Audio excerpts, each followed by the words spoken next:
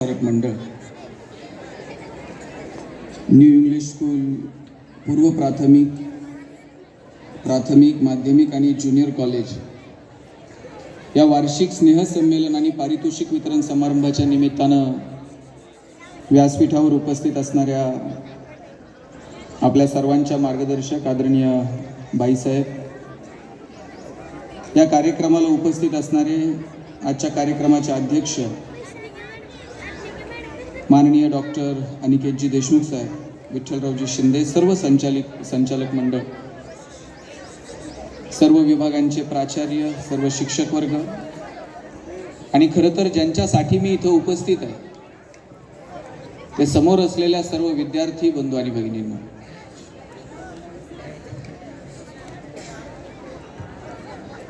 मला माहित आहे तुम्ही खूप वेळापासून अशा बसलेला आहात. मी तुमचा जास्त वेळ घेणार नाहीये, पण काही मोजक्या गोष्टी मला तुम्हा सगळ्यांना सांगायच्या. आज मी अनिकेत दादांशी मगाशी चर्चा करत होतो. ते सांगत होते की ही शिक्षण संस्था कशी सुरू झाली, कशा पद्धतीने हिची जडणघडण झाली आणि अगदी KG पासून PG पर्यंत एकाच ठिकाणी, एकच संकुल तालुक्यात, असं हे एकमेव उदाहरण आहे की एकाच ठिकाणी या सगळ्या सुविधा उपलब्ध आहेत. आणि आता जग बदलतंय, बदलत्या तंत्रज्ञानानुसार आपणही बदललं पाहिजे. मुलांना नवीन अभ्यासक्रम अभ्यासता आले पाहिजे. समाजामध्ये जे गरजेचं आहे, जे हिताचं आहे,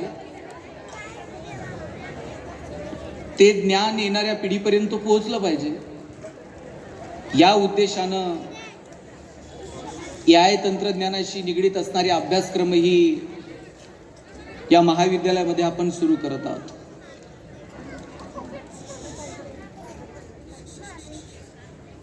काळ आणि वेळेनुसार तुम्ही जर बदलला नाहीत तर तुम्ही या मार्केटमध्ये टिकू शकणार नाही. आणि आज जर तुम्हाला तुमची आर्थिक आणि सामाजिक परिस्थिती बदलायची असेल तर मला शिक्षणा इतका दुसरा प्रभावी पर्याय समोर दिसत नाही. तुम्ही बघा, जी मुलं शिकली त्यांच्या आयुष्यामध्ये आमूलाग्र बदल झाले, पण ज्यांना शिक्षणामध्ये विशेष रस नाही राहिला किंवा शालेय जीवनामध्ये, महाविद्यालयीन जीवनामध्ये नको त्या गोष्टींकडे जास्त लक्ष देत राहिली, मला वाटतं त्या मुलांचं भविष्य अंधारात आपल्याला पाहायला मिळालं. म्हणून माझी विनंती असेल की येणारा काळ हा आव्हानांचा, नवीन तंत्रज्ञानाचा, आणि अशा परिस्थितीमध्ये नवीन तंत्रज्ञान स्वीकारणं आणि शालेय महाविद्यालयीन आयुष्यामध्ये शिक्षणाकडे लक्ष देणं, यासाठी आपण सातत्यानं प्रयत्न केले पाहिजे. मुलींनो, सगळ्या ताट बसा बरं जरा. एक तरी आमचा पोरगा बडबड करतोय का बघा. सगळे कसे शांत बसलेत. तुमची इतकी कुजबूज. बघू आता मुली शांत बसतात का मुलं शांत बसतात. पोरांनो, ताट बसा रे जरा. बघा कसे, एकही मुलगा आमचा बडबड करत नाही. मुली पण हुशार आहेत, मला मान्य आहे. हल्ली तर निकालाच्या बाबतीत तर तुम्हीच पुढे आहात, पण तुम्ही पुढचा तासभर आता सगळ्यांनी शांत बसायचं.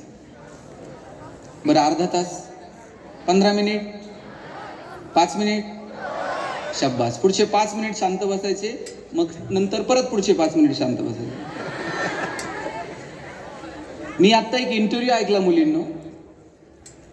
ती मुलगी सांगत होती की माझं जेव्हा ग्रॅज्युएशन झालं आणि मी वडिलांना सांगितलं की माझं ग्रॅज्युएशन झालंय, मला MPSC UPSCचा अभ्यास करायचा आहे, मला जरा तुम्ही संधी उपलब्ध करून द्या. वडिलांनी सांगितलं की बाळा, आपली परिस्थिती नाहीये, कसं बसं मी तुला ग्रॅज्युएशन पर्यंत शिकवलंय, आता इथून पुढे तुला कुठे शहरात पाठवावं, तू काही क्लासेस जॉईन करावेत, तशी आपली आर्थिक परिस्थिती नाही. पोरीने सांगितलं, बाबा मी माझ्या आयुष्यात परत तुम्हाला काही मागणार नाही, ही पुढची 2-3 वर्ष फक्त तुम्ही मला द्या. वडिलांनी सांगितलं, ठीक आहे, तुला काय करायचंय बघ, तू कसं शिकायचंय. शहरामध्ये तिला पाठवलं. पुण्यात आली मुलगी. 3000 रुपये वडील तिला महिन्याला पाठवायचे. ती सांगत होती की 3,000 रुपये ही रक्कम महिन्याला माझ्या वडिलांच्या दृष्टीनं फार मोठी रक्कम होती. माझ्या आईनं या 2-3 वर्षात कधी नवी साडी घेतली नाही. माझ्या बापानं कधी नवे कपडे घेतले नाही. पोटाला चिमटा घेऊन माझ्या आई बापानं 3,000 रुपये माझ्यासाठी महिन्याला पाठवायचे. बरं, 3,000 रुपयामध्ये मी पुण्यात भागू तरी कसं? खोलीचं भाडं भरू, मेसचे पैसे देऊ, क्लासचे पैसे देऊ, पुस्तकं विकत घेऊ. एखाद्या सुट्टीच्या दिवशी माझ्या खोलीतल्या सगळ्या मैत्रिणी कुठेतरी फिरायला जायच्या, कधीतरी पिक्चरला जायच्या. पण 100ची नोट मोडताना सुद्धा अंगावर काटा यायचा, अरे हे व्यर्थ जायला नको. संध्याकाळचा तर अभ्यासाचा वेळ वायाला जाऊ नये म्हणून फक्त दुपारी डबा लावला होता. संध्याकाळी खोलीवरती सगळ्या पुरी बनून काहीतरी खायचो आणि त्यात आम्ही 3 वर्ष काढले. 3 वर्ष प्रामाणिकपणे कष्ट केले. माझ्या घरामध्ये ग्रॅज्युएशन कंप्लीट केलेली मी पहिली मुलगी होते आणि काहीतरी स्वप्न घेऊन आलते की नाही काहीतरी भन्नाट करू, बापाला अभिमान वाटला पाहिजे असं काहीतरी करू. आणि ठरवला अभ्यास करायचा.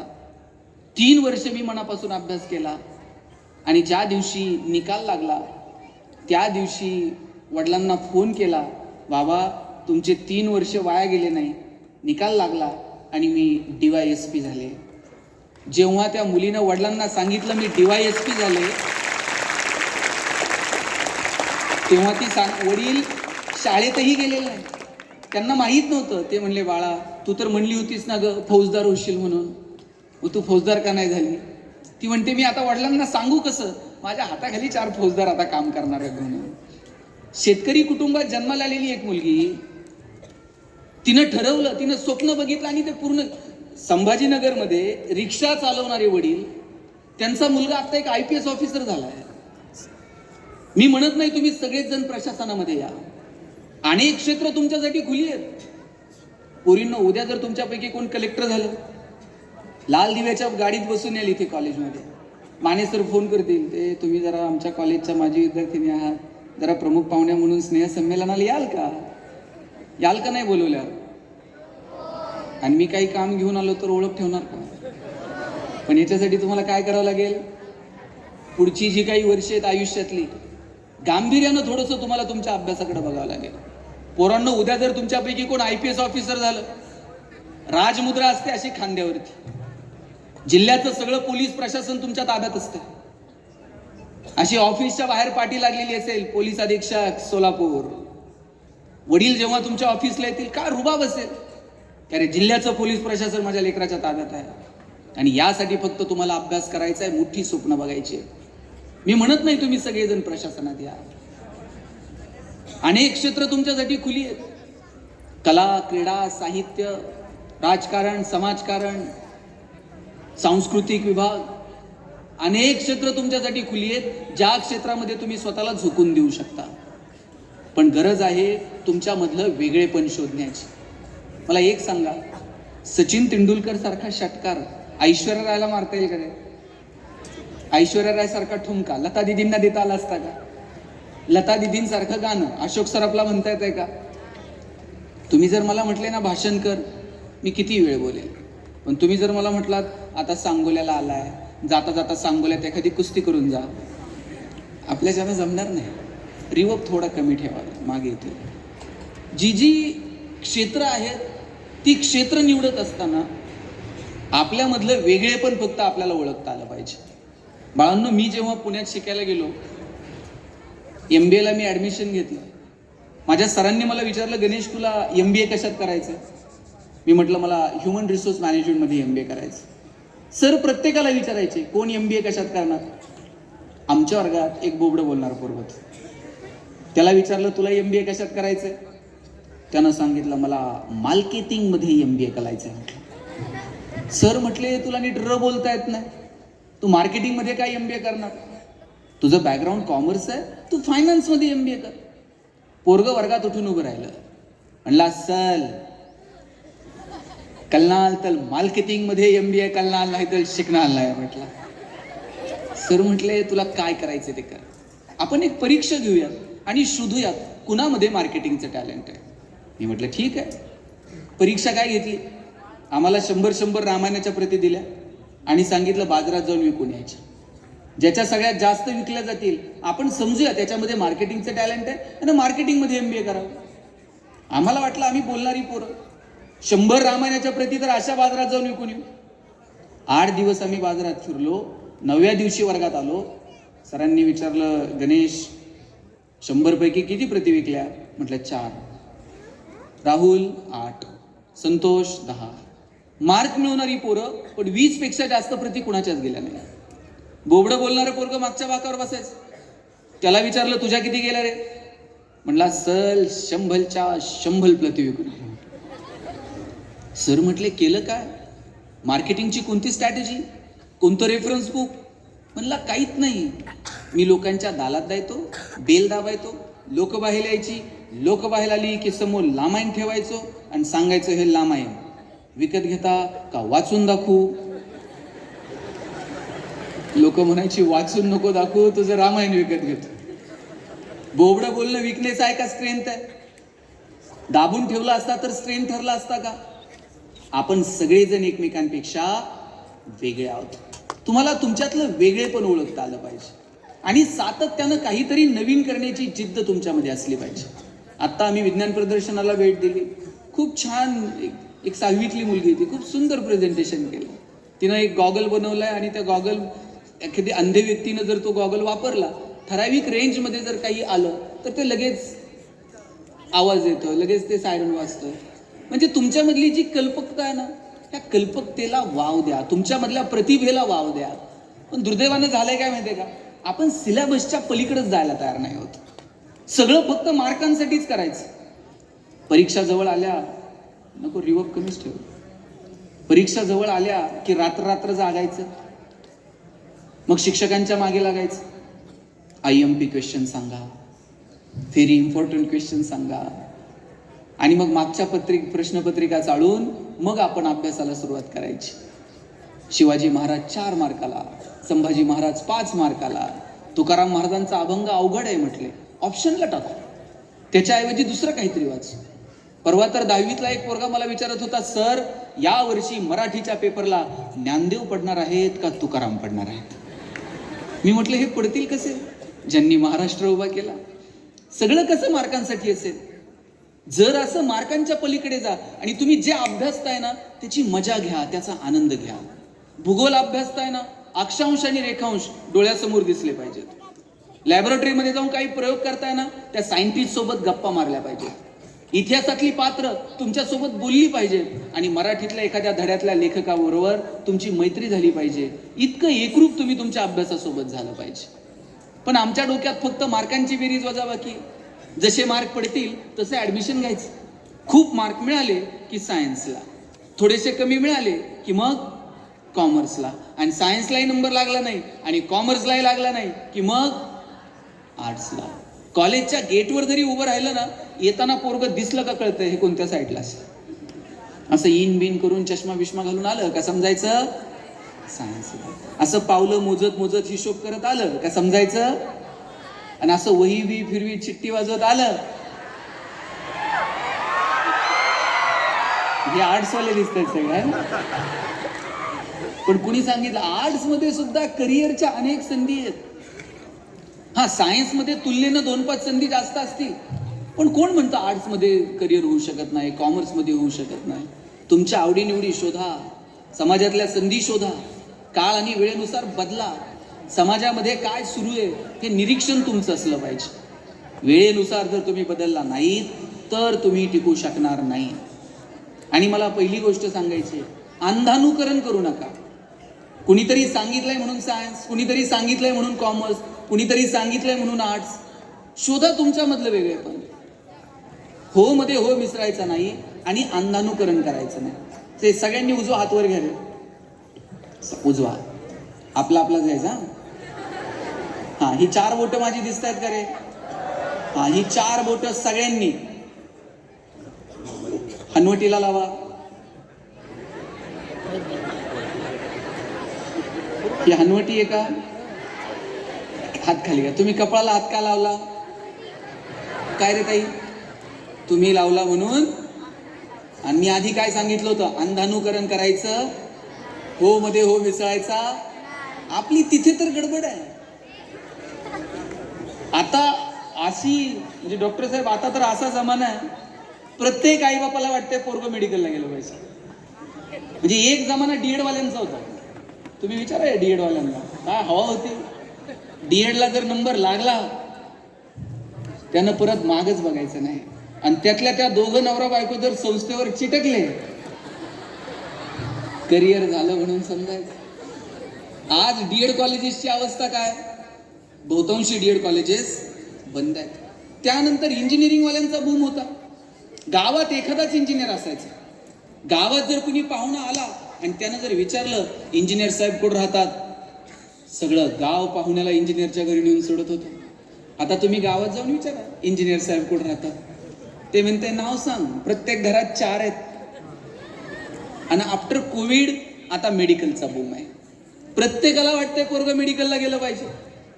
नाही भारतात नंबर लागला तर म्हणते रशियात जाऊ द्या, पण त्यानं मेडिकललाच गेलं. मी डॉक्टरांना विचारत होतो, ते त्यांनी गव्हर्नमेंट कॉलेजला मेडिकल त्यांचं झालेलं आहे. मेरिटमध्ये नंबर लागला म्हणजे आमची 10-15 हजार रुपये फी मध्ये हे झालं. बरं असंही नाही म्हणजे सांगलीमधली घटना आहे. मागच्या 2 महिन्यापूर्वीची सांगली आटपाडीमध्ये त्या नीटच्या एक्झाममध्ये सराव परीक्षेमध्ये मुलीला मार्क कमी पडले. मुख्याध्यापक असणाऱ्या वडिलांनी रागात येऊन तिला मारहाण केली आणि त्या मारहाणीमध्ये त्या मुलीचा जीव गेला. आपण कोणत्या खोट्या प्रतिष्ठेच्या पायी मुलांच्या मागे हंटर घेऊन उभे आहोत. मी म्हणत नाही की तुम्ही मुलांना दिशा देऊ नका, मुलांना काही गोष्टी समजावून सांगितल्या पाहिजे, त्यांच्या योग्य प्रसंगी योग्य वेळी त्यांच्या कानालाही पकडलं पाहिजे. पण त्यातले स्ट्रेंथ, विकनेस, त्याची आवड निवड, त्याच्या क्षमता याचा काहीतरी अभ्यास नको का?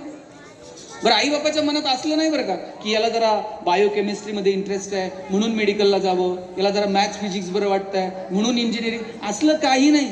त्यांच्या डोक्यात आहे पोरगा MBBS, पोरगी MBBS, दोघांचं हॉस्पिटल आणि नंतर मेहुण्याला मेडिकल. इकडे सांगोल्यात कसं मेहुण्याला देतात का? आमच्याकडे तर तसलंच सुरू झालंय. आता अलिखित नियम आहे. या सगळ्याच्या पलीकडे आपण गेलं पाहिजे, शोधलं पाहिजे. आणि शिक्षण हे केवळ उदरनिर्वाहाचं साधन नाही. तुम्ही तुमच्या ज्ञानाला, तुमच्या व्यक्तिमत्वाला चकाकी येते ती तुमच्या ज्ञानानं, ती तुमच्या शिक्षणामुळे. मी एक ऑब्झर्व केलं मगाशी, आम्ही ते प्रदर्शन पाहायला गेलो. डॉक्टर साहेब वेल क्वालिफाईड आहेत, मेरिटमध्ये शिकलेले आहेत. त्यांनी त्या मुलांना अतिशय अचूक प्रश्न विचारले. हे असं का, हे असं का नाही. ज्या वेळेस किडनीचा प्रोजेक्ट आला त्यांनी लगेच विचारलं ह्या वाहिनीला लाल रंग काय, हिला ब्ल्यू कलर का दिलेला आहे, काय याच्यात फरक आहे. तुमच्या व्यक्तिमत्व तुमचं उठून दिसतं ते केवळ आणि केवळ तुमच्या ज्ञानामुळे. आणि म्हणून बाह्य जी गोष्टी आहेत ना, आपण ते कळतात हो मार्केटमध्ये गेल्यानंतर. आपण कसं राहावं, काय वापरावं, आपल्या बाह्य गोष्टी चांगल्या दिसाव्यात म्हणून याच्यासाठी काय करावं. पण खरी चकाकी येते ती तुमच्या ज्ञानातनं. आणि म्हणून ही जी काही पुढची वर्ष आहेत ही ज्ञानासाठी तुम्हाला देता येतील का, मला वाटतं याची काळजी ॲज अ स्टुडंट म्हणून तुम्ही सगळ्यांनी घेतली पाहिजे. मी मगाशी एक वाक्य बोललो, तुम्ही जर बदलला नाहीत तर तुम्ही टिकू शकत नाही. आता हे शूटिंग मोबाईलवरती सुरू आहे. कधीतरी आयुष्यात वाटलं होतं का एक मोबाईल सगळ्या गोष्टींचं काम करेल.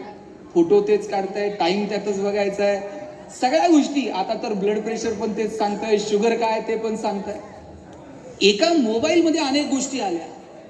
आता कॅमेरा जर बघितला ना तर फार कुठेतरी लग्न कार्य असलं तर तिथं कॅमेरा असतो. तो पण मोस्टली पॅनासॉनिक, सोनी वगैरे असल्या कंपन्यांचे कॅमेरे आता बाजारात आहेत. पण एक जमाना कुणाचा होता माहिती आहे, कॉडॅक सोडून दुसरा कॅमेरा दिसत नव्हता बाजारामध्ये. आणि त्या कॉडॅकची गंमत अशी होती, त्यात रोल असायचा आणि 36च फोटो निघायचे. म्हणजे नवरा नवरी हार घालायला आणि फोटोग्राफरचा रोल संपायला. आणि ते नवरदेव कितीही दिवस त्या फोटोग्राफरच्या मागे लागला तरी अल्बम मिळत नव्हता. ते फोटोग्राफर इतका हवेत, ते म्हणणार फोटो धुवायला दिलेत. कोणत्या नदीवर जात होतो कुणास. केवळ आणि केवळ कॉडॅकनं डिजिटल टेक्नॉलॉजी स्वीकारली नाही, आज कॉडॅक बाजारात नाही.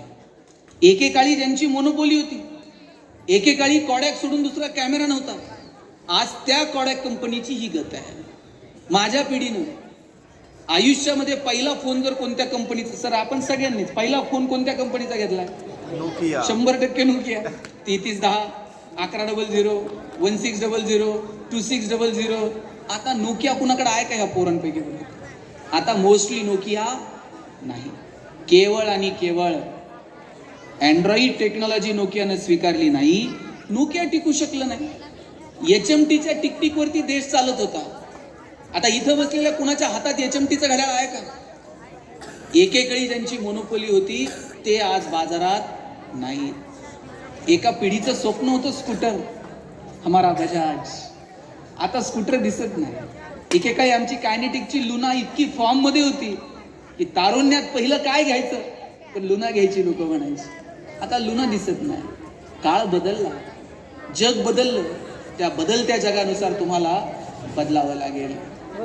पोरांनो, इकडे बघा रे, मधली सगळी मुलं ताट बसा जरा. शेवटचे काही मिनिट नीट ऐका. तुम्हाला आठवत नसेल, 4 वाजता मराठी पिक्चर लागायचा टीव्हीला. धूमधडाका, थरथराट, लक्ष्मीकांत बेर्डे, अशोक सराफ आणि मध्येच एक जाहिरात लागायची. माझा दावा आहे तुमची कुणाची ती जाहिरात पाठ नसणार, पण तुमच्या शिक्षकांची, पालकांची, सगळ्यांची ती जाहिरात पाठ आहे. लाईफ बॉय है जहा, हे बघा